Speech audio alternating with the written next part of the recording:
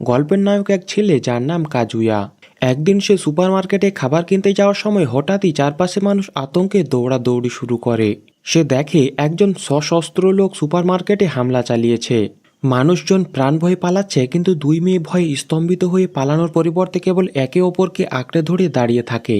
লোকটি যখন তাদের দিকে তেড়ে আসতে থাকে তখন কাজুয়া এক মুহূর্ত দ্বিধা না করে তাদের বাঁচানোর জন্য সামনে এগিয়ে যায়। ফলাফল, দুই মেয়ের জীবন রক্ষা করতে গিয়ে সে নিজেই গুরুতর আহত হয়ে পড়ে। মৃত্যুর ঠিক আগে তার কানে প্রতিধ্বনি হচ্ছিল শুধু সেই দুই মেয়ের কান্নার আর্তনাদ।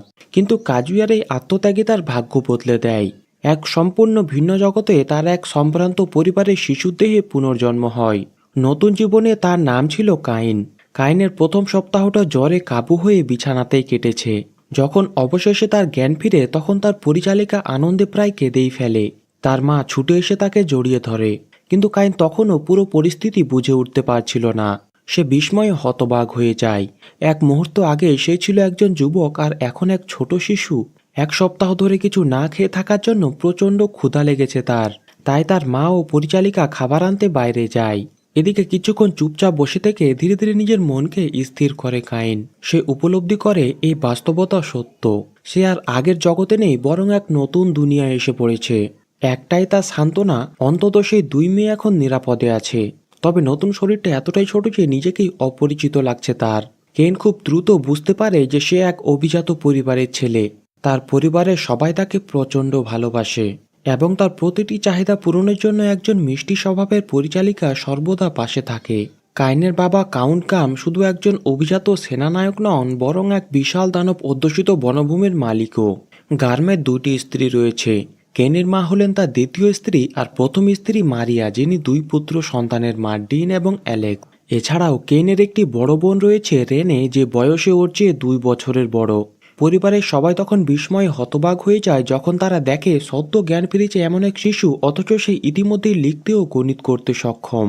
এমনকি কেন দৃঢ় কণ্ঠে বলে যে সে এই নতুন পৃথিবী সম্পর্কে সব জানতে চায়, যেমন ইতিহাস, জাদুবিদ্যা। তার বাবার চোখ আনন্দে জ্বলজ্বল করে ওঠে। তবে কাইন এখনও অনেক ছোট। তাকে অন্তত 5 বছর পর্যন্ত অপেক্ষা করতে হবে যাতে সে পবিত্র অভিষেক সম্পন্ন করতে পারে। কিন্তু প্রকৃত সত্য হলো কেন তখনও যে কোনো বই ছাড়াই জাদুবিদ্যা প্রয়োগ করতে পারত। একবার সে জাদুশক্তি নিয়ন্ত্রণ করতে না পেরে পুরো বাড়িটা প্রায় পুড়িয়েই ফেলছিল। তবে ভয়াবহ এই সত্যটা সে পরিবারের সবার কাছ থেকে লুকিয়ে রাখে। তার বড় বোন রেনে বুঝতে পারে যে কেন বাইরের পৃথিবী সম্পর্কে জানার জন্য প্রবল আগ্রহী। তার প্রতিদিন সে দেশের ইতিহাস শেখাতে শুরু করে। রেনে তাকে জানায় 300 বছর আগে এক মহাপরাক্রমশালী অ্যাডভেঞ্চারার এই রাজ্য প্রতিষ্ঠা করেছিলেন এবং তিনি হয়েছিলেন এই রাজ্যের প্রথম রাজা। এছাড়াও এই পৃথিবীতে বহু জনগোষ্ঠীর সহাবস্থান করে, এলফ, বিসম্যান এবং ডোয়ার্ফদের মতো বিভিন্ন সম্প্রদায়। সময়ের সাথে সাথে 5টি বছর কেটে যায়। এখন কেইন 5 বছর বয়সী এবং তার পবিত্র অভিষেক অনুষ্ঠানের সময় হয়ে গেছে। তার বেড়ে ওঠা দেখে পরিবারের সবাই আনন্দিত হয়ে যায়। কিছুক্ষণ পর সবাই একসাথে ঘোড়াগাড়িতে চড়ে গির্জার উদ্দেশ্যে রওনা দেয়। কাউন্ট গার্ম এক বিশিষ্ট ব্যক্তিত্বে পরিবারের জন্য পথের দুই ধারে সাধারণ জনগণের দৃষ্টি ছিল শুধুমাত্র তাদের দিকেই। এই মুহূর্তে কাইন উপলব্ধি করে যে সে এখনো জানে না যে ম্যাজিক কিভাবে দেখা যায়। তাই সে তার বড় বোনকে জিজ্ঞেস করে। তাই সে তার স্ট্যাটাস বোর্ড খুলে দেখায় যাতে কাইন নিজেই সবকিছু দেখে নিতে পারে। কাইন বিস্ময়ে হতবাক হয়ে যায়। এত অল্প বয়সে তার বোন 3 ধরনের জাদু আয়ত্ত করেছে। শুধু তাই নয়, সে দ্বিতীয় স্তরের ঈশ্বরীয় প্রোটেকশনও লাভ করেছে। এই প্রোটেকশনই এই জগতে জাদুর প্রধান উৎস। এখানে প্রতিটি শিশুকে 5 বছর বয়সে বিশাল এক গির্জায় নিয়ে যাওয়া হয়, যেখানে 7 দেবতা শিশুকে প্রোটেকশন দেয়। কাইনের পরিবারও এই রীতি মেনে চলে। তাদের দায়িত্ব হলো 7 দেবতার কাছে জানানো যে কাইন 5 বছর পূর্ণ হয়েছে, তাই তার জন্য আশীর্বাদ কামনা করা। অবশেষে সেই মহেন্দ্রক্ষণ এসে যায়। এই রীতির শুরুতে পুরোহিত কাইনের পরিবারের পক্ষ থেকে দেবতার উদ্দেশ্যে প্রার্থনা পাঠ করেন। এতে এক উজ্জ্বল আলো চারপাশ আলোকিত করে তোলে, আর মুহূর্তের মধ্যে কাইন নিজেকে 7 দেবতার সামনে উপস্থিত দেখতে পায়। সে হতভম্ব হয়ে যায়। 7 দেবতার মাঝে সবচেয়ে বয়স্ক একজন, যিনি নিজেকে গ্রেম বলে পরিচিত দেন। তার চোখে ছিল এক অপার জ্ঞানের ছাপ। ঠিক তখনই পুনর্জন্মের দেবী লিম কোমল কণ্ঠে ব্যাখ্যা করতে থাকেন কিভাবে কাইন এইখানে এসেছে। আসলে কাজুয়ের মৃত্যু পূর্ব পরিকল্পিত ছিল না। লিম জানায় তার ব্যবস্থাপনা অনুযায়ী সে সুপার মার্কেটের ডাকাতকে স্থানীয়রা ধরে ফেলত এবং তাকে মেরে ফেলত। কিন্তু বাস্তবে কাইন 2 মেয়েকে রক্ষা করতে গিয়ে নিজেই নিহত হয়েছে। কাইন অস্বস্তি অনুভব করে, কারণ তার এই সাহসিকতার সত্যি কোনো প্রয়োজন ছিল না। লিম আশ্বস্ত করে বলে, তুমি যা করেছো তাই সঠিক ছিল। তোমার ওই আত্মত্যাগ তোমাকে এই নতুন জীবনে অনন্য সুযোগ এনে দিয়েছে। আসলে পৃথিবীর দেবতা অনুরোধ করেছিল যাতে এই পৃথিবীতে আমি তোমাকে পুনর্জন্মের ব্যবস্থা করতে পারি। তবে লিম তার পুনর্জন্মের সমস্ত স্মৃতি 3 বছর ধরে সংরক্ষণ রেখেছিলেন, কারণ তার স্মৃতি খুব ছোট শিশুর মধ্যে দেওয়া ঠিক হতো না। সব শুনে কাইন দেবতাদের কৃতজ্ঞতা প্রকাশ করে। 7 দেবতা নিজেদের পরিচয় দেন এবং ঘোষণা করেন কাইন তাদের বিশেষ প্রোটেকশন লাভ করবে। বিদায় নেওয়ার আগে তারা কাইনকে স্মরণ করিয়ে দেয় ফিরে গিয়ে সে যেন তার স্ট্যাটাস চেক করতে না ভুলে। তবে সেখানকার দৃশ্য পুরো পরিবারকে স্তব্ধ করে দেয়, কারণ এই জগতে এর আগে কখনোই দেবতাদের মূর্তি এমনভাবে আলো ছড়ায়নি। কাইনের বাবা মুহূর্তেই বুঝতে পারে যে তার ছেলে কোনো সাধারণ শিশু নয়, সে নিশ্চয়ই অনেক প্রোটেকশন পেয়েছে। কিন্তু সমস্যা তখনই শুরু হয় যখন সবাই কাইনের কাছ থেকে তার স্ট্যাটাস দেখানোর অনুরোধ করে। এতে কাইন ভেতরে ভেতরে আতঙ্কিত হয়ে পড়ে। নিজের ক্ষমতা লুকানোর জন্য সে দ্রুত পেট ব্যথার অভিনয় করে দৌড়ে সবার দৃষ্টিসীমার বাইরে চলে যায়। অবশেষে যখন সে একা হয় তখন গভীর শ্বাস নিয়ে নিজের স্ট্যাটাস উইন্ডো খুলেই মুহূর্তেই তার চোখ বিস্ময়ে বড় হয়ে যায়। কারণ অবিশ্বাস্য, তার প্রতিটি ক্ষমতায় 10-এ পৌঁছে গেছে। অথচ এই জগতে সাধারণ 5 পর্যন্তই সর্বোচ্চ সীমা। ভাগ্য ভালো যে কেউ তার স্ট্যাটাস দেখতে পায়নি। যদি দেখতো তাহলে ভয় আর বিস্ময়ে হয়তো জ্ঞানই হারিয়ে ফেলতো। তবে সৃষ্টি দেবতা আগেই জানিয়েছিলেন প্রয়োজনে ম্যাজিক ব্যবহার করে নিজের স্ট্যাটাস গোপন রাখা যাবে। কাইন সঙ্গে সঙ্গেই হাত নেড়ে জাদুমন্ত্র উচ্চারণ করে আর এক ঝলকে সবকিছুই ঢেকে যায়। ধর্মীয় অনুষ্ঠান শেষ হওয়ার পর পরিবারের সবাই আনন্দে কাইনের জন্মদিন উদযাপন করে। কাইনের বাবা তার দিকে তাকিয়ে বলেন, কাইন, এবার আমাদের সবাইকে তোমার স্ট্যাটাস দেখাও। সে আগেই সব তথ্য গোপন করে ফেলেছে, তাই কোনো দ্বিধা ছাড়াই স্ট্যাটাস উইন্ডো খুলে দেখায়। পরের মুহূর্তে সবাই নিস্তব্ধ হয়ে যায়। তার প্রতিটি ক্ষমতার মাত্রা ছিল স্বাভাবিকের চেয়ে অনেক বেশি, আর সবচেয়ে আশ্চর্যের ব্যাপার, সে 7 দেবতার প্রোটেকশন পেয়েছে। আসলে কাইন স্ট্যাটাস গোপন করতে ভুলে গিয়েছিল। তার বাবার চেহারা মুহূর্তেই গম্ভীর হয়ে যায়। কড়া গলায় তিনি বলেন, কাইন, এই শক্তি কাউকে দেখাবে না। যদি রাজপরিবার জানতে পারে তাহলে তারা তোমাকে হুমকি হিসেবে গণ্য করবে, এমনকি তোমাকে দেশ থেকেও বের করে দিতে পারে। রুমে ফিরে সে একটা সামানিং জাদুর বই দেখতে পায়। ইচ্ছে ছিল একটুখানি পরীক্ষা করে দেখা যে কোনো ছোট নিরীহ প্রাণী ডাকা যায় কিনা, কিন্তু বাস্তবে যা ঘটল তা সম্পূর্ণ উল্টো। জাদুমন্ত্র উচ্চারণের মুহূর্তে চারপাশে বাতাস ভারী হয়ে ওঠে, আকাশে কালো মেঘ জমতে শুরু করে। পরের মুহূর্তে বিশাল এক গর্জন শোনা যায়। চারপাশ কেঁপে ওঠে আর সামনে আবির্ভূত হয় এক ভয়ঙ্কর দানব। কিন্তু কাইন তো শুধুমাত্র একটা ছোট প্রাণী ডাকার পরিকল্পনা করেছিল। দানবকে দেখে তার বড় বোন এবং সেই ছোট্ট জন্তু মানবী মেয়েটি আতঙ্কে স্তব্ধ হয়ে যায়। এই দৃশ্য তাকে মনে করিয়ে দেয় সেই অতীত মুহূর্ত যখন সে সুপারমার্কেটে 2 মেয়েকে রক্ষা করেছিল। এক মুহূর্তের জন্য চিন্তা না করে সে নিজের জীবন বিপদের মুখে ঠেলে দিয়ে জাদুশক্তি প্রয়োগ করে সেটিকে ফেরত পাঠিয়ে দেয়। লড়াইয়ের পর ক্লান্ত কাইন মাটিতে লুটিয়ে পড়ে আর আতঙ্কিত 2 মেয়ে মনে করে যে সে হয়তো আর বেঁচে নেই। তাদের চোখে জল দেখে কাইনের মনে শঙ্কা জাগে, তবে সত্যিই কি তার জীবন এখানেই শেষ? কিন্তু সেই মুহূর্তে সে উঠে দাঁড়ায়। তার শরীরের প্রতিটি ক্ষত এক নিমিষেই সেরে যায়। তার বোন তখনও উদ্বিগ্ন দৃষ্টিতে তার দিকেই তাকিয়ে থাকে। কাইন তার বোনের দিকে তাকিয়ে দুঃখ প্রকাশ করে আর বলে, তোমাদের ভয় দেখানোর জন্য আমি দুঃখিত। তবে মনে প্রশান্তি পায় এই ভেবে যে এই নতুন জগতেও সে আগের মতোই অন্যদের রক্ষা করতে পেরেছে। পরদিন সকালে কাইনের বাবা এলাকার সবাইকে ডেকে তার সাথে আনুষ্ঠানিকভাবে পরিচয় করিয়ে দেন, কারণ সে 5 বছরের হয়ে গেছে। সবার সামনে কাইন নিজের স্বপ্নের কথা প্রকাশ করে আর বলে সে বড় হয়ে অ্যাডভেঞ্চারার হবে, বিশ্ব ঘুরে দেখবে, নতুন বন্ধু তৈরি করবে এবং নিজের শক্তি দিয়ে মানুষকে সাহায্য করবে। কিন্তু সেই স্বপ্ন বাস্তবায়নের জন্য তাকে অনেক কিছু শিখতে হবে।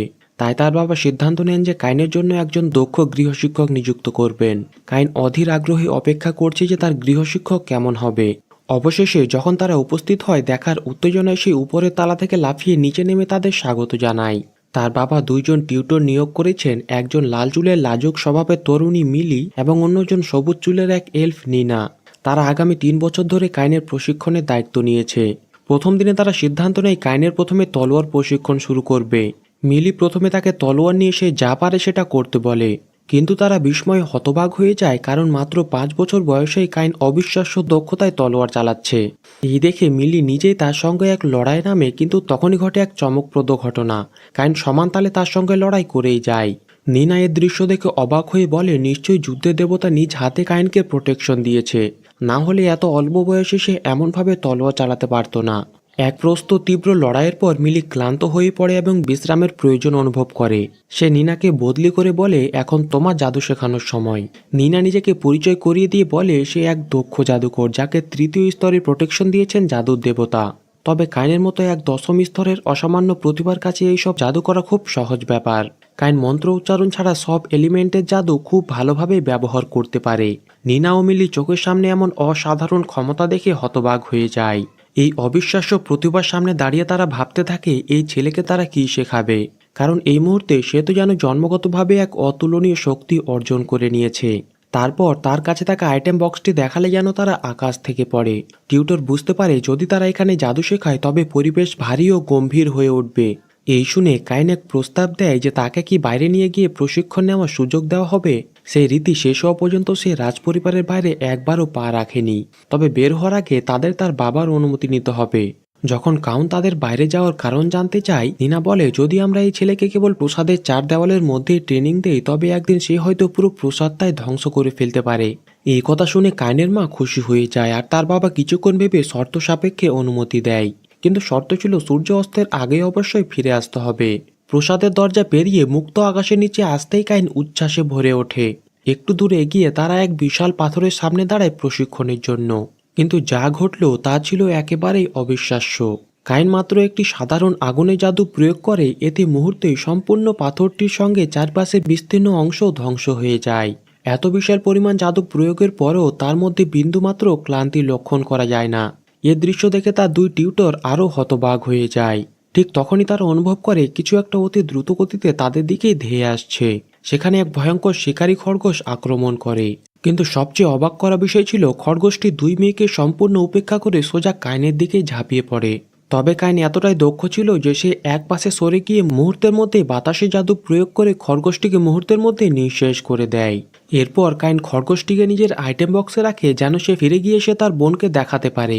তখন কাইনের কাছে থাকা আইটেম বক্সটি দেখেও তারা হতবাক হয়ে যায়। সে বলে যখন যথেষ্ট টাকা জমবে তখন সেও একটা জাদুর আইটেম ব্যাগ কিনবে, যদিও সেটি খুব উচ্চ মূল্যের। সন্ধ্যা নামতে তখনও বেশ সময় বাকি ছিল। তাই মিলি প্রস্তাব দেয় আরও কিছু শিকার করার। তার কথায় রাজি হয়ে নিনা সার্চ জাদুবিদ্যা প্রয়োগ করে যাতে আশেপাশে দানবের অবস্থান নির্ণয় করতে পারে। কাইন অত্যন্ত আগ্রহ নিয়ে নিনাকে জিজ্ঞেস করে এই জাদুবিদ্যা আসলে কিভাবে কাজ করে। সে নিজেও একবার চেষ্টা করে আর অবাক হয়ে দেখে যে দূর দূরান্তে থাকা অসংখ্য খরগোশের উপস্থিতি স্পষ্টভাবে টের পাচ্ছে। এটাই ছিল কাইনের জীবনে প্রথমবারের মতো এই জাদুবিদ্যা প্রয়োগ করা। এরপর তারা তিনজন মিলে বেশ কয়েকটি কিলার র্যাবিট শিকার করে। একটি খরগোশ পালিয়ে গেলে কাইন সেটাকে ধরার জন্য যেতে চায়, কিন্তু মিলি সঙ্গে সঙ্গে তাকে থামিয়ে দেয়। আর মিলি সতর্ক করে বলে ওই জঙ্গলের গভীরে ভয়ঙ্কর দানবেরা লুকিয়ে আছে। প্রতি কয়েক দশকের পর তারা বেরিয়ে এসে মানুষের উপর হামলা চালায়। তার রাজ্যের প্রতিরক্ষা প্রাচীর শক্তিশালী করা হয়েছে যেটি দানবের কবল থেকে শহরকে রক্ষা করে। তার কথা শুনে কাইন্ডের মনে এক দৃঢ় সংকল্প জন্ম নেয় যে সে একদিন এক মহান অ্যাডভেঞ্চারার হবে এবং সাধারণ মানুষকে রক্ষা করবে। সে রাতে কাইন তার স্ট্যাটাস দেখে বিস্ময়ে হতবাক হয়ে যায়। সে ভাবতে থাকে মাত্র কয়েকটা খরগোশ শিকার করে সে এতগুলো লেভেল আপ করে নিয়েছে। সে কিছুতেই বুঝতে পারছিল না যে কেন দেবতারা তাকে এত শক্তি দিয়েছে। সে তো কেবল একজন সাধারণ অ্যাডভেঞ্চারার হতে চায়। কিন্তু যদি এইভাবেই চলতে থাকে তাহলে রাজপরিবার নিশ্চয়ই একদিন তাকে হুমকি হিসেবে বিবেচনা করবে। পরদিন সকালে কাইনের দুই টিউটর তাকে নিয়ে যায় অ্যাডভেঞ্চারাস গিল্ডে তার জীবনের প্রথম অফিসিয়াল মিশন নেওয়ার জন্য। গিল্ডে পৌঁছানোর পর কাইনের উচ্ছ্বাস যেন কোনোভাবেই থামছিল না।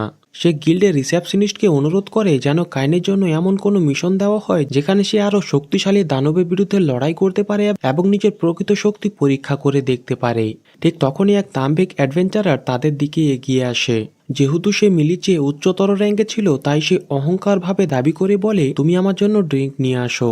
কিন্তু নিনা তার চোখে চোখ রেখে দৃঢ় কণ্ঠে বলে যে তারা এখন ব্যস্ত আছে, তাদের আরও অনেক কাজ আছে।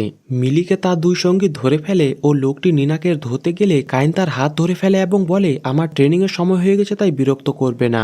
সে বাচ্চা ভেবে তাকে কোনো পাত্তা দেয় না। তাই কাইন এক হালকা হাতে আঘাত করতেই সে ভারসাম্য হারিয়ে মাটিতে পড়ে যায়। লোকটার আগে ফুঁসতে থাকে এবং এগিয়ে আসে কাইনকে আঘাত করার জন্য, কিন্তু কাইন তাকে এমনভাবে মারে যে সে আবার মাটিতে লুটিয়ে পড়ে। শেষমেশ লোকটি কিছু করতে না পেরে তলোয়ার বের করে কাইনের উপরে ঝাঁপিয়ে পড়ে। এই দৃশ্য দেখে দুই মেয়ে যেন আতঙ্কে জমে যায়, কিন্তু কাইন যেন সেটিকে খেলনা মনে করে। অনায়াসে এদিক ওদিক সরে গিয়ে ওকে বারবার সুযোগ দেয় যেন সে ভুল মেনে নিয়ে তাদের কাছে ক্ষমা চায়। কিন্তু লোকটি জেদ ছাড়ে না। তাই এবার কাইন নিজের হাত দিয়ে তলোয়ার থামিয়ে দেয় এবং তাকে বাইরে ছুঁড়ে ফেলে দেয়। তার দুই সঙ্গী এতক্ষণ সব দেখেও স্থিরভাবে দাঁড়িয়েছিল যেন কিছুই ঘটেনি। তখন কাইন তাদের দিকে এগিয়ে যায়। তার চোখ দেখে বোঝা যাচ্ছিল তাদের পরিণতিও কি হতে পারে, এবং তাদেরও মাটিতে লুটিয়ে ফেলে দেয়। সবশেষে নিনা এসে কাইনকে শক্তভাবে জড়িয়ে ধরে। তারপর তিনজন একসঙ্গে জঙ্গলের দিকে রওনা হয় এবং জাদু শিক্ষার অনুশীলন চালিয়ে যায়। দেখতে দেখতে 3 বছর কেটে যায়। এখন কাইন 8 বছরের একজন ছেলে। তবে সে বুঝতে পারে যে 2 টিউটর আর বেশি দিন তার সঙ্গে থাকবে না। তাই বিদায়ের আগে সে তাদের জন্য কিছু অর্থবহ উপহার দিতে চায়। এক সময় 2 মেয়ে জাদুর ব্যাগ পাওয়ার ইচ্ছা প্রকাশ করেছিল, যেখানে সহজেই অনেক জিনিসপত্র রাখা যায়। কাইন ঠিক করে এই উপহার সে নিজেই তৈরি করবে, কিন্তু এর জন্য প্রয়োজনীয় বিশেষ উপাদানগুলি কেবল দানবের জঙ্গলেই পাওয়া যায়। তাই কাইন দ্বিধা ছাড়াই জঙ্গলে প্রবেশ করে। সেখানেই ভয়ঙ্কর সব দানবের মুখোমুখি হয় এবং একে একে সবাইকে পরাস্ত করে। অন্যদিকে শহরের প্রহরীরা হঠাৎ জঙ্গলের ভিতরে প্রচণ্ড বিশৃঙ্খলা টের পায়। বিশাল কম্পন গর্জনে তারা ভাবে হয়তো দানব শহরে আক্রমণ করতে আসছে। তৎক্ষণাৎ বিপদ সংকেত বাজিয়ে দেওয়া হয় আর পুরো শহরে আতঙ্ক ছড়িয়ে পড়ে। শহরের সম্মানিত বীর সৈন্যদল জঙ্গলের দিকে রওনা দেয়, কিন্তু যখন সেখানে পৌঁছায় দেখতে পায় বিশাল এক গর্ত, যেন পুরো ভূখণ্ড ধ্বংস হয়ে গেছে, অথচ কোথাও কোনো দানবের চিহ্ন নেই। তখনই তার চোখে পড়ে একটি পরিচিত কাপড়, যেটি ছিল কাইনের রুমাল। সেটি দেখে সে বুঝে যায় যে এই কাণ্ডটি কে করেছে। পরদিন কাইন, নিনা ও মিলি আগের মতোই দানব শিকারে বের হয়, কিন্তু আজকের দিনটা অন্যরকম। আজ কাইনের সঙ্গে নিনার ও মিলির শেষ দিন ছিল। এই ভেবে তাদের মন খারাপ হয়ে যায়। কাইন তার 2 টিউটরের প্রতি গভীর কৃতজ্ঞতা প্রকাশ করে, যারা তাকে গত 3 বছর ধরে অসামান্য শিক্ষা দিয়ে গড়ে তুলেছে। বিদায়ের সময় কাইন নিজের হাতে তৈরি 2টি জাদুকরি ব্যাগ উপহার হিসেবে তাদের প্রদান করে। এই ব্যাগ তৈরি করতে কাইন জঙ্গলে গিয়ে বিপজ্জনক দানব শিকার করে প্রয়োজনীয় উপকরণ সংগ্রহ করেছিল। এমনকি একটি ব্যাগে পুরো একটি বিশাল প্রসাদ সংরক্ষণ করা সম্ভব। এই ব্যাগগুলো এতটাই মূল্যবান যে 2 শিক্ষিকা এগুলোকে জাতীয় সম্পদ হিসেবে বিবেচনা করেন। তারা উদ্বিগ্ন হয়ে পড়ে যে এই ব্যাগের জন্য হয়তো কেউ তাদের আক্রমণ করতে পারে। তবে কাইন তাদের আশ্বস্ত করে জানায় যে এই ব্যাগগুলো অন্য কেউ ধরতে গেলে ব্যাগগুলো এমন ভারী হবে যে এটিকে কেউ তুলতে পারবে না। এটি শুনে 2 শিক্ষিকা গভীরভাবে উপলব্ধি করে এই ব্যাগগুলোর পেছনে তাদের ছাত্রর আন্তরিক ভালোবাসা রয়েছে। বিদায়ের আগে 2 শিক্ষিকা কাইনকে একসঙ্গে একটি কিস উপহার দেয়, যা তাকে একেবারেই স্তম্ভিত করে তোলে। তারা তাকে প্রতিশ্রুতি দেয় যে ভবিষ্যতে কোনো সাহায্যের প্রয়োজন হলে তারা যে কোনো সময় তার পাশে এসে দাঁড়াবে। কাইন বাড়ি ফিরলে তার বাবা তাকে বকাঝকা করে, কারণ সে একাধিকবার জঙ্গলে গিয়ে নিজের জীবনে ঝুঁকি নিয়েছে। সে ক্ষমা চেয়ে প্রতিশ্রুতি দেয় যে সে আর কখনো এমন দুঃসাহস করবে না। তবে এই প্রতিশ্রুতি দীর্ঘস্থায়ী হয় না। পরের দিনই সে আবার জঙ্গলে গিয়ে বিপজ্জনক দানবদের পরাজিত করে। কাইনের অসীম ক্ষমতা এতটাই আশ্চর্যজনক যে এক বিশাল ড্রাগনকেও সে একাই পরাস্ত করে ফেলে। পরে তার স্ট্যাটাস বোর্ড খুলে সে অবাক হয়ে দেখে যে তার জাদুকরী ক্ষমতা বহুগুণ বেড়ে গেছে। তার প্রোফাইলে নতুন একটি উপাধি যুক্ত হয়, ড্রাগন স্লেয়ারের। এরপর সময় দ্রুত চলে যায়। 2 বছর পর কাইন এখন 10 বছরের হয়ে গেছে। এই সময় তারা একটি রাজকীয় অনুষ্ঠানে অংশ নিতে রাজধানীতে যাচ্ছিল। তার বড় বোন, যে ইতিমধ্যেই 12 বছরের হয়ে গেছে, সে শীঘ্রই রাজধানীর একাডেমিতে পড়াশোনা শুরু করবে। যাত্রাপথে হঠাৎ কাইন তার জাদুর সাহায্যে জানতে পারে যে সামনে 10টি দানব কিছু সাধারণ মানুষকে ঘিরে ফেলেছে। তাই কাইনের বাবা সঙ্গে সঙ্গে 2 জন গার্ডকে দানবদের মোকাবিলা করার জন্য পাঠিয়ে দেয়। কাইন লক্ষ্য করে যে প্রহরীরা খুব ধীরে এগোচ্ছে, তাই সে নিজেই ঘোড়াগাড়ি থেকে লাফিয়ে নেমে দ্রুত তাদের সাহায্যের জন্য ছুটে যায়। এই মুহূর্তে হিংস্র দানবগুলো নাইটদের সম্পূর্ণভাবে পরাস্ত করে গাড়িটিকে ঘিরে ফেলেছে। পরিবেশ এক ভয়ঙ্কর উত্তেজনায় ভরে উঠেছে। ঠিক তখনই কাইন ঘটনাস্থলে উপস্থিত হয়। দৃঢ় আত্মবিশ্বাসে ভরপুর কাইন প্রথম দানবটিকে এক ঝটকায় ধ্বংস করে ফেলে। তারপর পিছনের দানবগুলো তার হাতে মুহূর্তের মধ্যেই পরাস্ত হয়ে যায়। কাইন তার তলোয়ার বের করে নৃশংসয় আরও 2টি দানবকে শেষ করে দেয়। তার অসাধারণ দক্ষতা এবং গতি দেখে সবাই বিস্ময়ে হতবাক হয়ে যায়। সবশেষে প্রধান দানবটি সামনে এসে কাইন আকাশে লাফ দেয়, তখন তার তলোয়ার আগুনে জ্বলজ্বল করতে থাকে। তারপর সে এক আঘাতে দানবটিকে সম্পূর্ণ ধ্বংস করে ফেলে। কাইনের এমন অতিমানবীয় শক্তি দেখে নাইটগুলি হতভম্ব হয়ে পড়ে। তাদের সন্দেহ দূর করতে সে গাম কাউন্টের 3য় পুত্র বলে নিজেকে পরিচিত করায়। সেখানে ক্লান্ত নাইটগুলি আহত অবস্থায় মাটিতে পড়ে থাকে। এটা দেখে কাইন জাদুর ব্যবহার করে তাদের ক্ষতগুলি সারিয়ে তোলে। এতে নাইটগুলি বিস্ময়ে অভিভূত হয়ে যায়। ঠিক তখনই কাইনের বাবা গাড়ি নিয়ে সেখানে পৌঁছায়। গাড়ি থেকে নেমে কাইনের বাবা দেখেন যে তার ছেলে ইতিমধ্যেই সমস্ত সমস্যার সমাধান করে ফেলেছে। হঠাৎ গাড়ির দরজা খুলে যায়। গাড়ির ভেতর থেকে রাজকুমারী এবং এক মন্ত্রীর কন্যা নেমে আসে। তাদের উপস্থিতিতে কাইন এবং তার বাবা দুইজনই শ্রদ্ধায় হাঁটু গেড়ে বসে পড়ে। তারা কাইন ও তার বাবাকে সাহায্যের জন্য ধন্যবাদ জানায়। তবে দুই কন্যা দানবের আকস্মিক আক্রমণে মানসিক চাপে ছিল। কাইন অনুমতি চেয়ে জাদুর মাধ্যমে তাদের শান্ত করে। তাদের জাদুর প্রভাব এতটাই গভীর যে তারা খুব প্রশান্তি অনুভব করে। তাদের সমস্ত ভয় ও ক্লান্তি নিমিষেই উধাও হয়ে যায়। এই ঘটনায় তারা কাইনের প্রতি গভীরভাবে আকৃষ্ট হয়ে পড়ে। এমনকি তাদের আচরণে পরিবর্তন আসে। কাইনকে তারা নিজের পছন্দের মানুষ হিসেবে গ্রহণ করার ইঙ্গিত দিতে শুরু করে। যখন তারা জানতে পারে যে কাইনও রাজধানীর দিকে যাচ্ছে, তখন তারা তাকে নিজের গাড়িতে যাওয়ার জন্য আমন্ত্রণ জানায়। যদিও কাইন এতে রাজি ছিল না, তবুও তারা জোর করে তাকে নিজের গাড়িতে তুলে নেয়। গাড়ির ভেতরে যথেষ্ট জায়গা থাকা সত্ত্বেও রাজকুমারী এবং ডিউকের কন্যা কাইনের এত কাছাকাছি এসে বসে যে সে চাইলেও দূরে সরে বসতে পারে না। এই মুহূর্তে দুই মেয়ে কাইনের কাছে অনুরোধ করে যেন তারা একে অপরের নাম ধরে ডাকে, যাতে তাদের সম্পর্ক আরও ঘনিষ্ঠ হয়। একজন ছিল রাজকন্যা আর অন্যজন ছিল এক সম্ভ্রান্ত পরিবারের কন্যা। কিন্তু রাজকন্যার আদেশ উপেক্ষা করার তার সাহস ছিল না, তাই কিছুটা দ্বিধা নিয়ে সে রাজি হয়ে যায়। এরপর এক সৈনিক এসে জানান যে তারা শীঘ্রই এক শহরে পৌঁছাবে, যেখানে তারা রাত কাটাবে, যাতে পরদিন রাজধানীর উদ্দেশ্যে যাত্রা করতে পারে। কাইন ভেবেছিল শহরে পৌঁছানোর পর সে হয়তো তাদের কাছ থেকে ছাড় পাবে, কিন্তু যা ঘটল তা ছিল সম্পূর্ণ ভিন্ন। দুই মেয়ে যেন একেবারেই কাইনের সঙ্গে লেগে থাকে, এমনকি তারা একসঙ্গে রাত কাটানোরও দাবি করে। এই দৃশ্য দেখে কাইনের বাবা বলেন যে কিন্তু কাইন এখনও তো মাত্র 10 বছরের ছেলে। কিন্তু মেয়েরা জেদ ধরে নেয় যে তারা কাইনের সঙ্গে থাকবে, যেন কাইন সবসময় তাদের রক্ষা করতে পারে। শেষমেশ বাবার আর কিছুই বলার থাকে না, শুধু সাবধান করে দেয়। রাতে কাইন যখন অবশেষে ঘরে যায়, সেখানে দেখে 3টি বিছানা পাশাপাশি রয়েছে।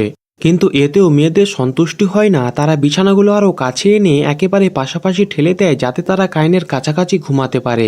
কাইন বহুবার না করলেও শেষমেশ রাজি হতে বাধ্য হয়। ফলে সে রাতে কাইন এক মুহূর্ত ঘুমাতে পারে না। পরদিন সকালে সবাই আবার যাত্রা শুরু করলে দেখা যায় তখন কাইনের চোখের নিচে কালো দাগ পড়ে গিয়েছে, যেন সে খুব ক্লান্ত। এবং তারপর থেকে প্রতি রাতে দুই মেয়ে তাকে শান্তিতে ঘুমাতে দেয়নি।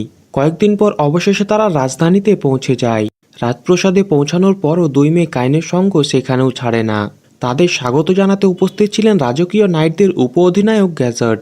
তিনি কাইনের প্রতি কৃতজ্ঞতা প্রকাশ করেন, কারণ কাইন রাজকন্যাকে রক্ষা করেছে এবং নিহত সৈন্যদের মৃতদেহ সম্মানের সঙ্গে ফিরিয়ে এনেছে। কাইন সমস্ত মৃত নাইটদের দেহ বের করে দেয়, যেগুলো লড়াইয়ে মারা গিয়েছিল। এরপর গ্যাজার্ড কাইনকে রাজসভার সামনে উপস্থিত করে। রাজসভায় পৌঁছানোর পর সবাই অবাক হয়ে তাকিয়ে থাকে। তারা ভাবতেই পারেনি যে এত বড় কৃতিত্বের পিছনে রয়েছে মাত্র এক ছেলে। সাক্ষাৎ করার সময় তিনি কাইনের প্রশংসায় পঞ্চমুখ হয়ে ওঠেন, কারণ কাইন একাই রাজকুমারী এবং এক সম্ভ্রান্ত কন্যাকে প্রাণঘাতী বিপদ থেকে রক্ষা করেছে। তার বীরত্বে মুগ্ধ হয়ে রাজা তাকে নামকরণ উপাধি দেন এবং পুরস্কার হিসেবে 10টি প্লাটিনাম কয়েন এবং এক আলিশান ম্যানশন উপহার দেন। কিন্তু এই সম্মান সবাই ভালোভাবে মেনে নেয় না। রাজপরিবারের কিছু সদস্য ঈর্ষায় জ্বলতে থাকে। মাত্র 10 বছরের একটি ছেলেকে এত বড় পুরস্কার দেওয়া হয়েছে, এটা তারা কিছুতেই মেনে নিতে পারছিল না। তবে রাজা তখনই তাকে জিজ্ঞেস করেন যে সে কি কখনো কাইনের মতো 50টি অর্ককে মারতে পারবে। প্রশ্ন শুনে সে থেমে যায় আর কোনোই উত্তর দিতে পারে না। অন্যদিকে কাইন বিনয়ের সঙ্গে রাজাকে সম্মান জানিয়ে সে পুরস্কার গ্রহণ করে। কিন্তু এরপরই তাকে রাজপরিবারের অতিথি কক্ষে নিয়ে যাওয়া হয়, যেখানে আরও গুরুত্বপূর্ণ আলোচনা অপেক্ষা করছিল। রাজা দুই মেয়েকে সঙ্গে নিয়ে সেই কক্ষে প্রবেশ করেন। তিনি কাইনের প্রতি আবার কৃতজ্ঞতা প্রকাশ করেন, কারণ সে নিজের জীবন বাজি রেখে রাজকুমারীকে বাঁচিয়েছে। সেই সম্ভ্রান্ত কন্যার বাবাও কাইনের প্রতি গভীর কৃতজ্ঞতা প্রকাশ করেন। এতে কাইন খানিকটা অস্বস্তিতে পড়ে যায়। এরপরই আসে এক অপ্রত্যাশিত প্রস্তাব। রাজা কাইনের সঙ্গে দুই মেয়ের বিবাহের প্রস্তাব দেন, কারণ তারা চায় কাইন তাদের পরিবারের অংশ হয়ে যাক। তাছাড়াও দুই মেয়ে তার সঙ্গে খুব ভালো সময় কাটিয়েছে, এমনকি তারা একসঙ্গে পর্যন্ত ঘুমিয়েছে। কাইন জানতো যে সে রাতে আসলে কিছুই ঘটেনি, কিন্তু এর জন্য তাদের রাগী চেহারা এবং পুরো পরিস্থিতি চাপে পড়ে সে না করার সাহস পায় না। এমনকি তার নিজের বাবাও তাকে সাহায্য করতে পারে না। শেষমেশ সে রাজাকে সম্মান জানিয়ে রাজকুমারী ও সম্ভ্রান্ত কন্যার সঙ্গে সেই সম্পর্ক মেনে নেয়। কিন্তু পরিবারের সবাই তার উপরে চড়াও হয়ে যায়। দুই সম্ভ্রান্ত মেয়ের সঙ্গে সে ঘুমিয়েছে, এই নিয়ে তারা কাইনকে বকাঝকা করতে থাকে। কাইন গির্জায় গিয়ে ঈশ্বরের কাছে প্রার্থনা করে। ঈশ্বররা জানতেন যে এই মুহূর্তে কাইন মানবজাতির মধ্যে সবচেয়ে শক্তিশালী ব্যক্তি, তাই সে অনেক সমস্যার মুখোমুখি হচ্ছে। তাছাড়াও তার জীবন অনেক এখন একঘেয়ে হয়ে পড়েছে। তখন সৃষ্টি দেবতা তাকে একটি পরামর্শ দেন, সে যেন তার পুনর্জন্মের জ্ঞান ব্যবহার করে এই জগতে নতুন নতুন খেলা আবিষ্কার করে, যাতে সে নিজেও আনন্দ পেতে পারে এবং অন্যদের জন্য বিনোদনের একটি নতুন সুযোগ করে দিতে পারে। কাইন সবকিছু শুনে বুঝতে পারে যে এটি করা যেতে পারে। এরপর কাইন তার বড় বোনকে নিয়ে কেনাকাটা করতে আসে। সেখানে একা বসে থেকে সে বিরক্ত বোধ করতে থাকে, তাই সে বাইরে বেরিয়ে আসে। হঠাৎ করে তার শৈশবের এক পুরনো বান্ধবী পারমার সঙ্গে তার দেখা হয়। পারমা তাকে জানায় যে সে বর্তমানে তার চাচা মিস্টার টামানিসের দোকানে কাজ করছে। তারপর পারমা কাইনকে তাদের দোকান দেখার আমন্ত্রণ জানায়, যেখানে কাইন তাকে এক বিশেষ খেলনা তৈরির অনুরোধ করে। খেলনাটির নাম ছিল রিভার্সি। এটি শেখা সহজ এবং বেশ উপভোগ্য, তাই মিস্টার টামানিস এক কথায় রাজি হয়ে যায়।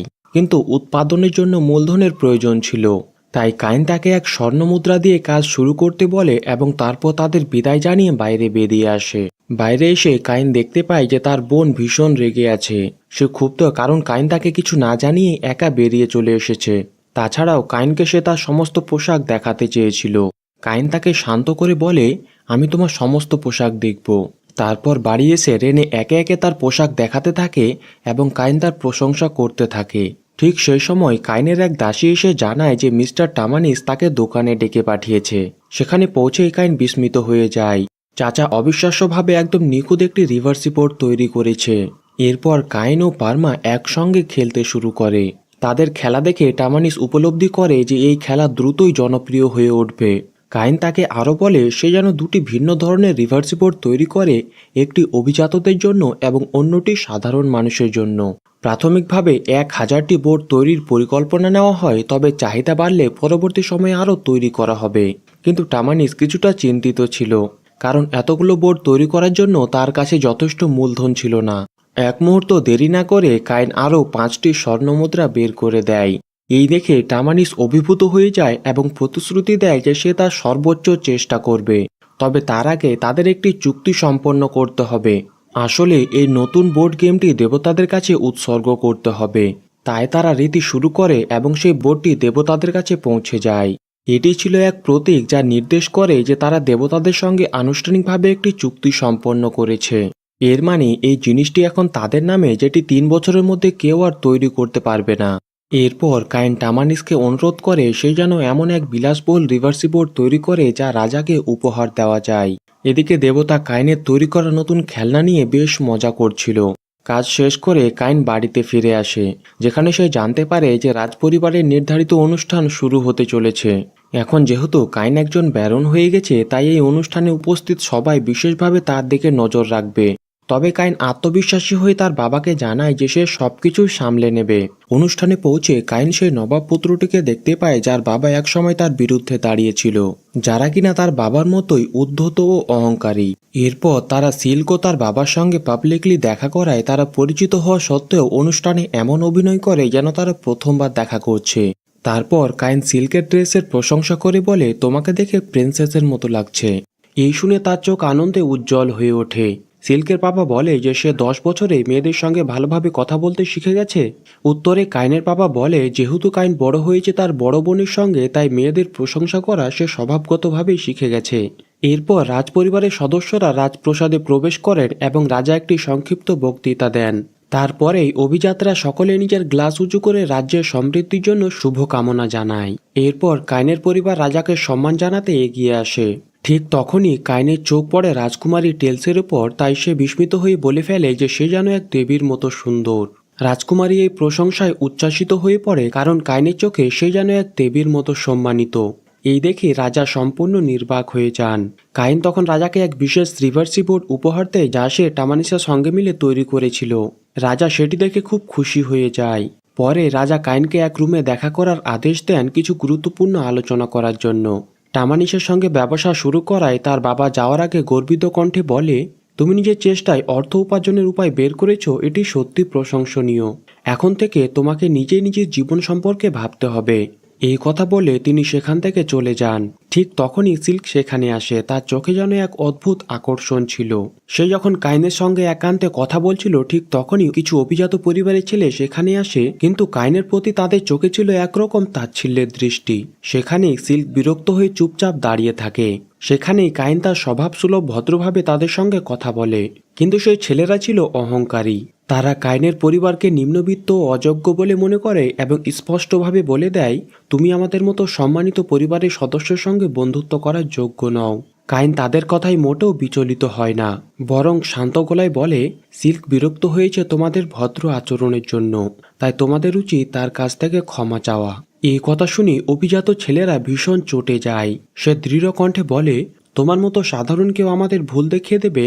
এই কথা বলে সে কাইনকে বাইরে যেতে বলে। সে চেয়েছিল কাইনকে অপদস্থ করতে। কাইন বাইরে যায়, কিন্তু তখনই সিল্ক তাকে শক্ত করে জড়িয়ে ধরে, কারণ সে তার জন্য চিন্তিত ছিল। সিল্কের এই আচরণ দেখে অভিজাত ছেলেরা আরও ক্ষিপ্ত হয়ে ওঠে। তারা নিজের শক্তি সম্পর্কে অতিরিক্ত আত্মবিশ্বাসী ছিল। প্রথমজন মন্ত্র উচ্চারণ করে ছোট একটি আগুনের ফুলকে বের করে, যা কাইনের পাশ দিয়ে চলে যায়। এরপর দ্বিতীয় ছেলেটি প্রথমজনের নকল করে আরেকটি মন্ত্র পড়ে, কিন্তু ফলাফল আরও হাস্যকর হয়। শুধু কয়েকটা ধীরগতির পাথর বাতাসে উড়ে যায়। সিল্ক আর সহ্য করতে পারে না, সে বিরক্ত হয়ে পড়ে। সে বলে, তোমরা কি জানো যে কাইন আসলে রাজা কর্তৃক ব্যারনের উপাধি পেয়েছে এবং সে 30টি অর্ককে মেরে আমাকে ও প্রিন্সেসকে বাঁচিয়েছে? এই কথা শুনে তিনজন ছেলে মুহূর্তের মধ্যেই ফ্যাকাশে হয়ে যায়। তারা এক মুহূর্ত অপেক্ষা না করে সঙ্গে সঙ্গে মাটিতে হাঁটু গেড়ে বসে মাথা নিচু করে বলে, আমরা ভুল করেছি, এর জন্য আমরা দুঃখিত। এই বলে তারা সেখান থেকে পালিয়ে যায়। তারপর সিল্ক মুক্ত হয়ে কাইনের দিকে তাকিয়ে বলে, তোমার এই পরিচয় লুকিয়ে রাখা স্বভাবটি আমার পছন্দ হয়েছে, তাই তোমার সঙ্গে আমি ডেটে যেতে চাই। তখনই রাজকুমারী সেখানে এসে উপস্থিত হয়। সিল্ক কিছু বলতে যাবে, এমন সময় কাইন তড়িঘড়ি করে তার মুখ চেপে ধরে। তবুও শেষ রক্ষা হয় না। তবুও রাজকুমারী জানতে পেরে যায় কাইন আর সিল্ক একসঙ্গে ডেটে যাওয়ার পরিকল্পনা করছিল।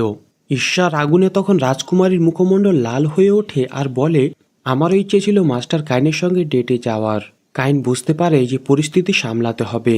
সে হাসি মুখে রাজকুমারীর দিকে তাকিয়ে বলে, তুমি তো সবার চেয়ে সুন্দরী, প্রতিশ্রুতি দিলাম পরের বার তোমার সঙ্গে ডেটে যাব। এতে রাজকুমারীর মুখে এক ঝলক আনন্দ খেলে যায়। পেছনে দাঁড়িয়ে থাকা একজন গম্ভীর কণ্ঠে কথা বলে ওঠে। কাইন ঘুরে তাকিয়ে দেখে স্বয়ং রাজা। রাজা যে কখন থেকে দাঁড়িয়ে সব শুনেছেন কেউ টের পায়নি। রাজা তখন হাসি মুখে বলেন, চলো অতিথি কক্ষে একটু বসা যাক, সেখানে গেম নিয়ে কিছু কথা ছিল তোমার সঙ্গে। অতিথি কক্ষে রাজার এক মন্ত্রী কাইনকে ম্যানশনের এক চাবি তুলে দেন। ঠিক সেই সময় ডিউক অ্যারেক সেখানে এসে তার সঙ্গে খেলার প্রস্তাব দেন। সে ভাবে 2-1 গেম খেলে হয়তো সে ছাড় পেয়ে যাবে, কিন্তু কাইনকে ছাড়তে কেউ রাজি নয়। রাজপ্রসাদের অন্যান্য মন্ত্রীরা পর্যন্ত লাইন ধরে তার সঙ্গে রিভার্সি খেলার জন্য। অবশেষে বহু অপেক্ষার পর সে ছাড় পায়। তারপর সে তার নতুন প্রাসাদ দেখতে যায়। মনে আশা ছিল হয়তো বিশাল কোনো আলিশান ম্যানশন তার অপেক্ষা করছে, কিন্তু বাস্তবতা ছিল নির্মম। পুরো জরাজীর্ণ প্রাসাদ, ভাঙা দরজা, ভাঙা জানলা। ভেতরে ঢুকতে দেখে যে সেখানে লাইটও নেই। সে জাদু দিয়ে আলো তৈরি করে। সে প্রাসাদ ঘুরে দেখে সেখানে রয়েছে living room, kitchen room, party করার জন্য রয়েছে আলাদা রুম, কিন্তু সবই ছিল নোংরা ও বীভৎস। কাইন দাঁড়িয়ে খানিকক্ষণ ভেবে চারপাশে একটি সাধারণ পরিষ্কার পরিচ্ছন্নতা জাদু ছড়িয়ে দেয়। মুহূর্তের মধ্যেই সমস্ত ধুলো উধাও হয়ে যায়। প্রাসাদ যেন নতুন করে প্রাণ ফিরে পায়। কাইন তখন বুক ভরে শ্বাস নেয়। এই যেন তার নিজের সত্যিকারের বাড়ি। ঠিক তখনই দরজায় উপস্থিত হয় সুপারমেড সিলভিয়া। তার সঙ্গে আরও কয়েকজন দক্ষ পরিচালিকা। তারা সবাই কাইনের নতুন প্রাসাদ পরিষ্কার পরিচ্ছন্ন করতে এসেছে। সিলভিয়া, যে তার ছোট থেকে দেখভাল করেছে কাইনের এমন নিজস্ব ম্যানশন দেখে, সে ভীষণ গর্ববোধ করে। তারপর পরিচালিকারা দল বেঁধে কাজে লেগে পড়ে।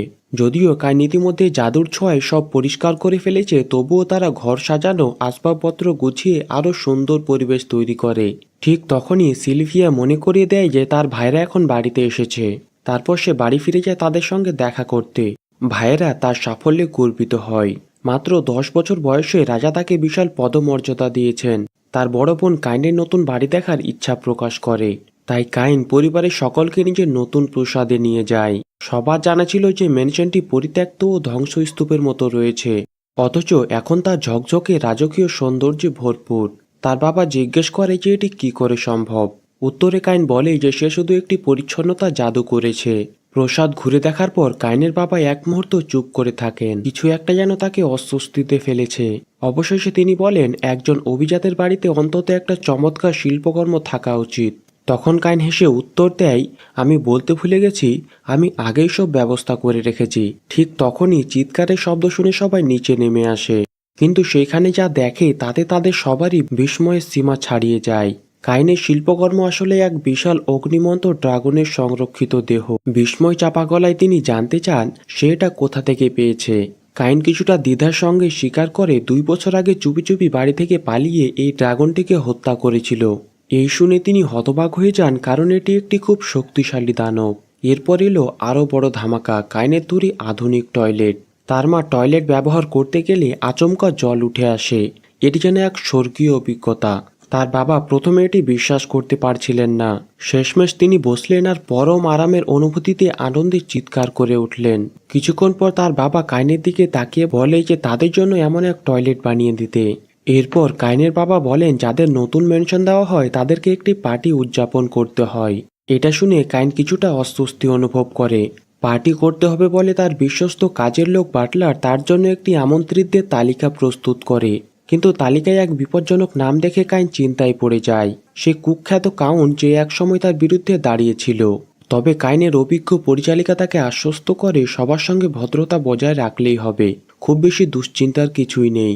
তবুও কাইন এখনও দ্বিধান্বিত যে রাজাকে আমন্ত্রণ জানানো উচিত হবে কিনা, কেননা তিনি তো সমগ্র দেশের সর্বোচ্চ ক্ষমতাধর ব্যক্তি। পরদিন কাইন তার বিশ্বস্ত পরিচালিকাদের সঙ্গে অতিথিদের জন্য উপহার প্রস্তুত করতে ব্যস্ত হয়ে পড়ে। এরপর শুরু হয় ভোজের আয়োজন, বিশেষ করে সুস্বাদু মাংস এবং বিখ্যাত ওয়াইনের সম্ভার। সমস্ত খাবার পরিচালিকা সিলিভিয়া একে একে চেখে দেখে বিস্ময়ে হতবাক হয়ে যায়। হ্যামবার্গারের স্টেকগুলো স্বাদে যেন অতুলনীয়। তেমনি কাইনের তৈরি করা ওয়াইন এতটাই উৎকৃষ্ট যে মাংসের সঙ্গে তা একদম নিখুঁতভাবে মিশে যায়।